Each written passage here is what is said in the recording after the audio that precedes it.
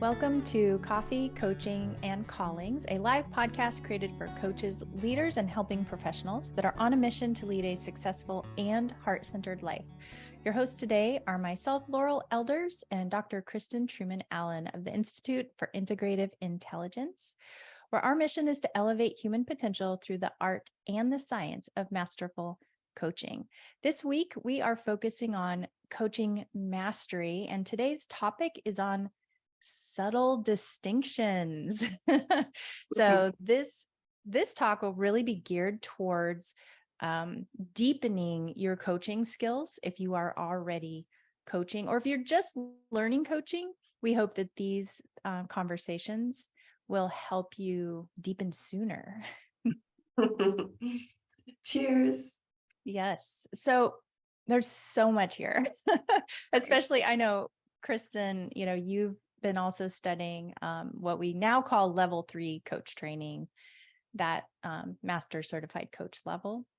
And going through that journey myself, I was so surprised how much I learned on that level 3 training journey. Me too. Yeah, it's surprising, right? You think that you've kind of got it. You have a general understanding, your clients are getting results, and then you take it to this other level and you're thinking, wow, what could I do to even make it better for my clients and for me in terms of thinking? And even when you said, we're talking about distinctions, and you said the art and science of coaching, that's a subtle distinction too, right? Which I think we'll get to today, the artful piece as well as the science. Yes, absolutely. I was thinking, and one of the things that we talk about in our coach training is the difference between rational and non-rational and irrational. And so rational ways of knowing are more, logic, in our mind, we can think things through. But sometimes some of our answers are buried within, and our body might give us a prompt as we're thinking something. The body has a different reaction. It doesn't make sense. It's not rational, but yet Right. What just happened? And that's an invitation to go deeper with our clients and, and really help them. Yeah. I like to think of it as that linear versus non-linear. And when you talk about like out of left field, like how can we help our clients find that other space, find those other answers that don't make sense, but that are being informed by something that got said offhandedly, or something that's happening in a body movement, or something that's shifted in that energy that's that you can hear even if you're not in person visually, right? Yeah, absolutely. And just to make a distinction while we're here, we are defining coaching as helping our clients get to their own wisdom.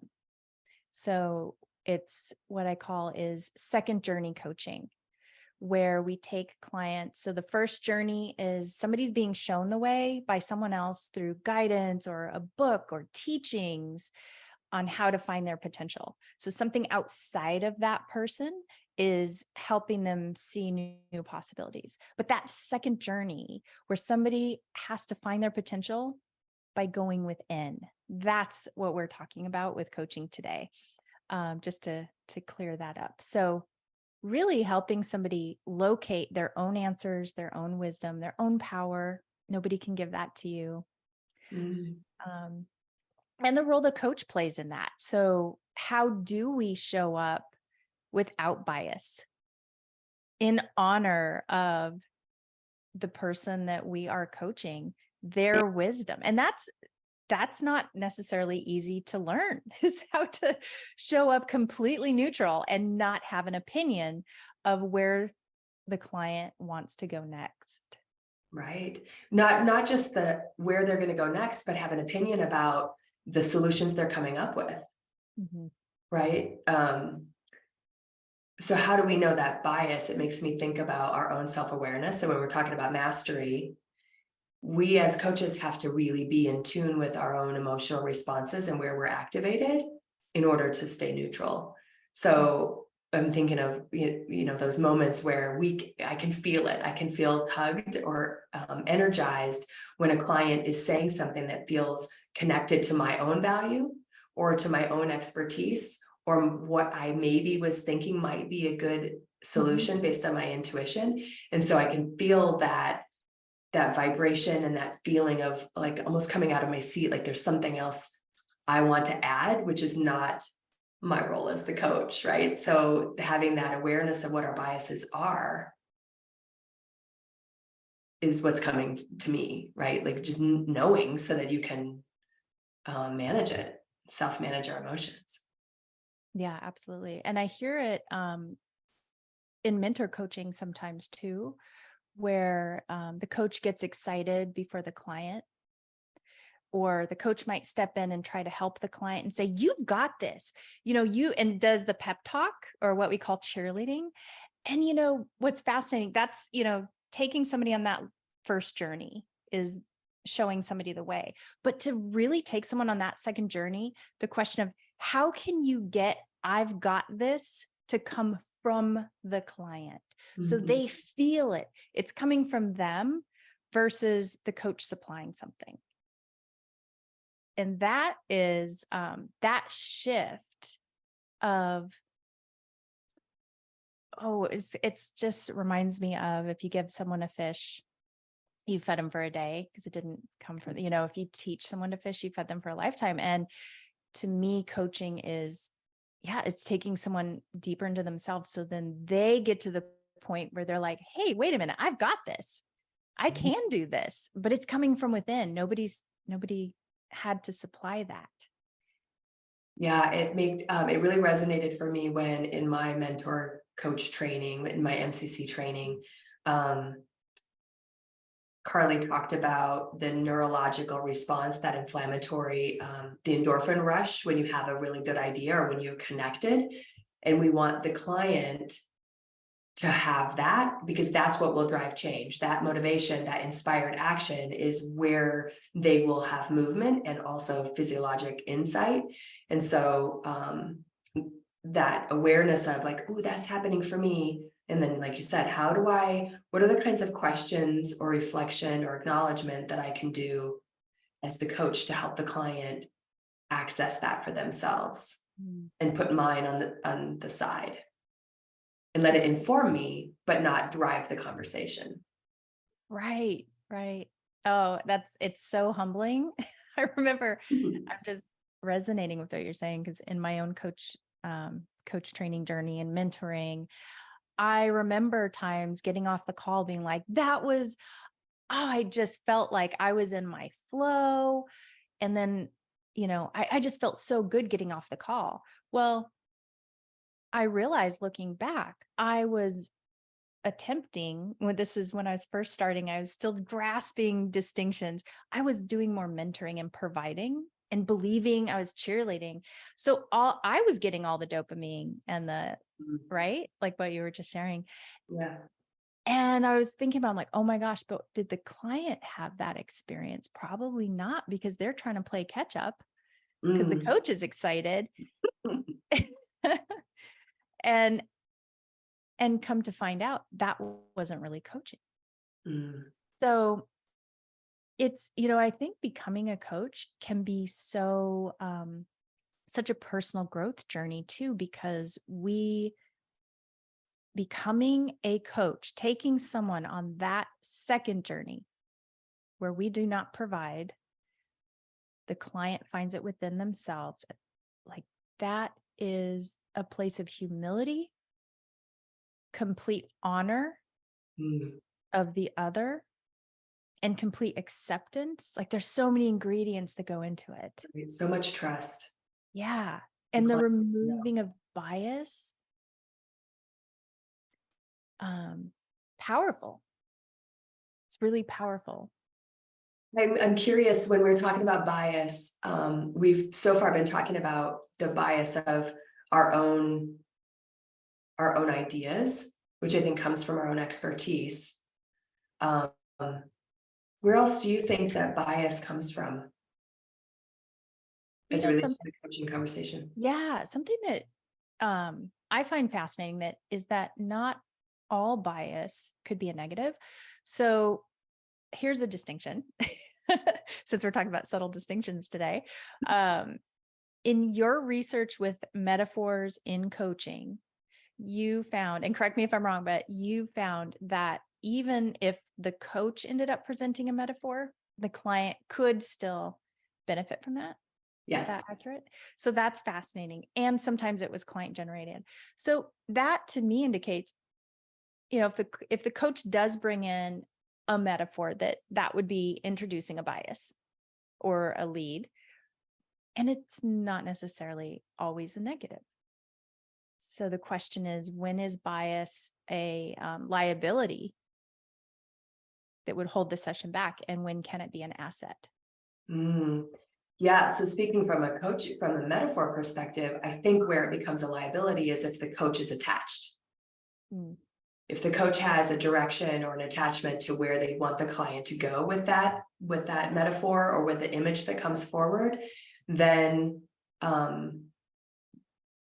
it becomes the coach in the way of the client's own progress. So if I've said a metaphor out loud because I'm like curious and I'm trying to help them find something, I might notice something that was an intuitive hit. And if I said it, I have to be completely detached and let the client say, actually, it's more like this, right? Or I guess it also could become a liability if there's, if we're not careful and we're somehow accidentally coaching someone in trauma, then it could become a trigger. And so we want to have clean language as much as we can and know who our clients are and be in partnership. So if the client can be in that back and forth of, actually, no, that's not what it is. It's something like this. So an example might be, somebody might have said they were stuck. And so I might have said, is it stuck like being in quicksand? They might say, no, it's actually stuck like I'm spinning on a bicycle on ice, or I'm stuck like I feel rooted like a carrot, or you know what I mean? So if you're in that playful kind of discourse, then there's that distinction of I'm not leading, I'm being curious, and I'm offering some other outside conversation to bring to bring it new ideas coming forward. And the liability is if I'm attached. And if I stay in the metaphor, what I brought forward, and it didn't have any energy, they didn't want to go forward with it, it didn't matter, then now I'm in the way of the client finding their own wisdom. Yeah. Well, and I was just thinking on the PCC Markers 7.5, so under evokes awareness, it's the coach shares and then invites. So, my original mentor, Sandy Hogan, she brought this concept of coaching is the wisdom of both the coach and the client. And that helped me, because my initial coach training, it was like, it's the client, it's the client, it's the client. And I was almost like, oh my gosh, I have to leave everything at the door and which is true. We do honor the client's wisdom. Everything we're doing is in honor of that wisdom. And if something's popping in intuitively, there might be wisdom to that. I don't know. So if I share something that might pop in, and then invites, then the client is included in the dialogue. So I don't know, I'm just going to throw this out there, but if I say, as speaking to the client, as you're sharing this visual of, let's say a metaphor popped in and I share it, but I'm just curious, I don't know if that resonates or has any meaning for you, it puts it back on the client. So I'm sharing, but not putting it into the conversation as this needs to be here. So there's that take it or leave it. And I think it's important that you honor that, right? There's something about that, and it comes off and it comes up. Like you said, that image happens. And I would say probably 9 times out of 10, there's something to that image. if you're connected and locked in and in sync with that client, Mhm. there's some energy that's happened that's a connection. And I've been really surprised at how often there was some magical hit that Mhm. I have no idea where it came from, right? But trust in the magic and trust in the client to do whatever they want to do with it, if nothing else. Like you said, you're sharing and inviting, and then letting it all unfold, however it's going to unfold. Yeah. And, you were talking about, as we talk about metaphor, there is that piece of the distinction of where it comes from. Mhm. I would always try and let it come from the client first. But also, as we're talking about bias, it makes me think of language in general. So what you might have meant by a specific word is I might hear it differently based on my own lens, my own bias, my own values. Right, which is very connected to 6.2 active listening explores the language. So I'm not assuming I understand that how the client is using the word is the same way I use a word. Right. Which helps culturally too, right? Because we're in between, metaphors work in between cultures in a really powerful way, but we have to listen because what words mean they're different. Mhm. And so staying in curiosity in order to be aware of our bias and make sure that it's not a liability is important. Absolutely. And even being so having the self-awareness that, let's say, you're a parent and you're coaching another parent. So you assume like, oh, there's some similar language there. But my experience of parenting is not going to be the same as your experience of parenting or any. Right. And we might be all at different places, right? Yeah. Yeah. So even in our similarities, being aware that even in our similarities, our biases can slip in there. Right. And Yeah. how. I mean, I'm even noticing even that conversation about parenting, how I'm activated, Mhm. right? Because I'm parenting an 8-month-old, a 10-year-old, a 13-year-old, a 16-year-old, and a 27-year-old. And so in the conversation with different other parents, there's I could feel a need to share my own experience in some way or feel like I get it or I'm connected, which I might be, but I need to check it and also let it be about the client, not about me. Yeah.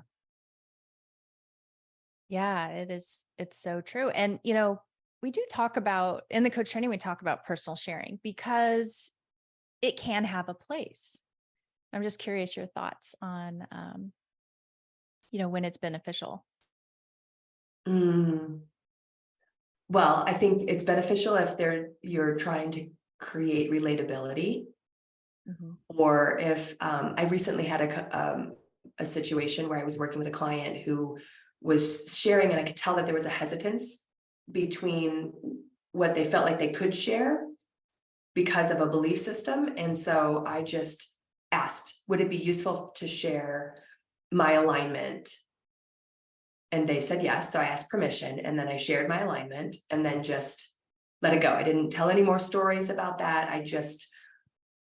It was, and I don't think in a way of cheerleading, but in a way of relatability and establishing trust.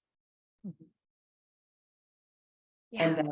then it opened up the conversation to really be able to share on a deeper, real, honest level, which is important when you're going to that second journey, right? We have to be honest and open. Otherwise, if we can't do it in the coaching conversation, we're staying then in the place where we would be limited without the coaching conversation. And the whole point is to break through those barriers, see the possibilities that are 100% all around all the time, and be able to get to some of that vulnerability.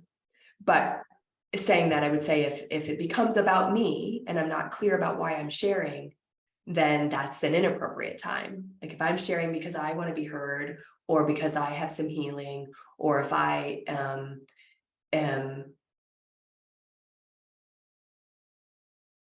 needing to be right, or needing to be an expert, then I've stepped out of the coaching partnership of having the client being trusted and whole and fully 100% honored and capable. And that's such a good distinction, I think, or helpful distinction when it comes to taking someone onto that second journey deeper into themselves is if the coach steps in to rescue or provide or do the work for the client, it's almost like, oh, wait, did I forget that I truly believe that they have their answers and I'm going to hold that space. So I just want to also, so we are on Facebook Live. I just want to give a shout out to Tara. Hi, Tara. She just posted some comments. Thank you. Also, I was thinking about, you and I were talking about some subtle distinctions. And one of the things that we were talking about is the distinction between leading versus customizing. So subtle distinctions and also crafting powerful questions for clients. And I just wanted to see if you had any thoughts on that, leading versus customizing. Yeah, I remember even in my MCC or my level 3 coach training, this came up for me a lot. This like really figuring out how to be customizing and not leading, especially if I have an expertise. Mm-hmm. And so what my mentor said to me was, see if you can inform your customized questions by your expertise, which is hard to do, right? Then because you don't want to be leading, you're customizing if you're making sure that you're asking the question for the client, not for you. Right. Or not for you to be right. Right. Or yeah, gotcha. Or to illustrate some particular point, right? The questions are for the client. Mm-hmm. So that distinction of when you're leading, if you're responding to the client and asking a question that expands their awareness or expands their belief system or expands something about who they are, then you're customizing, informed by something you already know. Of the client. Yeah. Yep. Yeah. Yeah. That distinction was powerful to me. Because in my MCC studies, it was like, I would ask these really concise, short questions. And my MCC mentor, Carly, she invited me to expand. And I was like, oh, it clicked in. When I customize, I'm taking something that the client has identified or that I know of them. And I'm taking that concise question and then inviting that piece of information in to make the question even more powerful. Right. For them, for their Right. experience. Yeah. And I think, I'm imagining that people listening are like, well, okay, yeah, you're saying what to do, but how do I do that? Mm-hmm. And I think a lot of it has to do with understanding values, like getting to know your client in a way that you know what their values are, what their energies are, a little bit about their strengths or other things, goals that they've set, language that they've used, even in the beginning of the conversation, right? Using their own language and being curious about that to invite a connection to something that they've newly found, so that you're customizing in their own language, which creates that connection too, right? It takes it to that other level. And also not being attached to where they used to be. So there's another little bit of that distinction, right? Like if you show up to the conversation and I am remembering you as the client based on where you were 2 weeks ago, there might have been some growth. So I have to show up blank again, assuming that you're not the same person that you were before, but I'm still informed by, is this still a value? Is this still a thing? And listening to see if it's moved on. Yeah. Is that too abstract? I that really resonates with me, because it's not letting the past, well, it's honoring what was and being open to what is and could be for the client. It's holding, I guess that's the growth for a coach, is how can I hold this space of, just because last session we touched on this doesn't mean it's still true. So let's explore. It's just this place of complete, everything is open. And yet we're still honoring what could be, what is. Yeah, love it. So much. It is interesting. And I think, I don't know how your experience of learning coaching and, deepening your own mastery of coaching has been, that journey. But, gosh, for me, I remember when I shifted into, it's like, there was this click in of, I really do believe my clients have their answers. In the beginning, I was like, yes, I get it logically. But my bias would still show up because I wanted to help. And I felt like the more I participated, the more they would get. And I found the opposite is true. The more I provided, the less the client accessed their own power. Mm-hmm. And yeah, so it was really, that humbling. And yes, it's humbling. And also you're having to put aside what you think the client will value in terms of like, are you providing enough for them? Right? Will they continue to want me if I'm not providing any answers? Mm-hmm. Right? If we're not getting outcomes in a measured kind of way, in my mind, like, then maybe I'm not effective, right? But that's not what's happening. So there is that shift and that click and that trust of, most of the time the client brings a what kind of thing to the conversation. But when you've got that, when you're taking it to that second level and they're going deeper and they're getting more powerful information coming from themselves and taking action from there, they will get where they're wanting to go faster, harder, more aligned and personally driven versus external. Yeah. Yeah, it is. It's pretty powerful. And I always reassure the students when they're just starting out on the coaching journey that, we have these conversations about, well, but I feel pressure to get the client results. It's like, take yourself off the hook. The client will get their own results when you focus on them while they're solving the what. You focus on the who, they solve the what. And they'll walk away saying, oh my gosh, thank you. I had no idea I could do this, or I had no idea I was thinking this way. So you still get to participate in, the gratitude. Don't worry.